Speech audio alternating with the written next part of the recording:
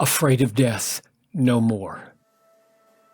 Since therefore the children share in flesh and blood, he himself likewise partook of the same things, that through death he might destroy the one who has the power of death, that is, the devil, and deliver all those who through fear of death were subject to lifelong slavery. Hebrews 2:14 and 15. How does Christ deliver us from the fear of death and set us free to live with the kind of loving abandon that can let goods and kindred go this mortal life also? Since therefore the children share in flesh and blood. The term children is taken from the previous verse and refers to the spiritual offspring of Christ, the Messiah. These are also the children of God. In other words, in sending Christ, God has the salvation of his children, especially in view, since the children share in flesh and blood. He himself likewise partook of the same flesh and blood.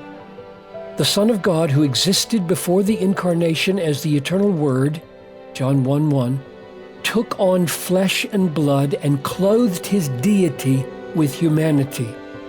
He became fully man and remained fully God. That through death, the reason Christ became human was to die. As pre-incarnate God, he could not die for sinners. But united to flesh and blood, he could. His aim was to die.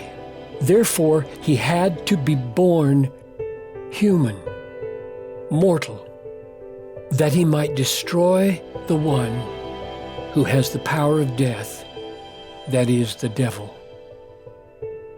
In dying, Christ defanged the devil.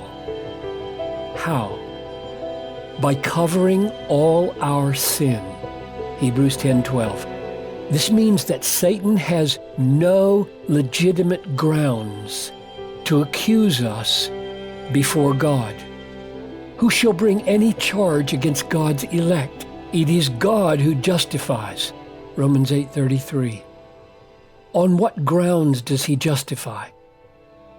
Through the blood of Jesus. Hebrews 9:14, Romans 5:9. Satan's ultimate weapon against us is our own sin. If the death of Jesus takes it away, the chief weapon the devil has is taken out of his hand. In that sense, he is rendered powerless. And deliver all those who through fear of death were subject to lifelong slavery. So we are free from the fear of death. God has justified us. There is only future grace in front of us. Satan cannot overturn that decree. And God means for our ultimate safety to have an immediate effect on our lives. He means for the happy ending to take away the slavery and fear of the present.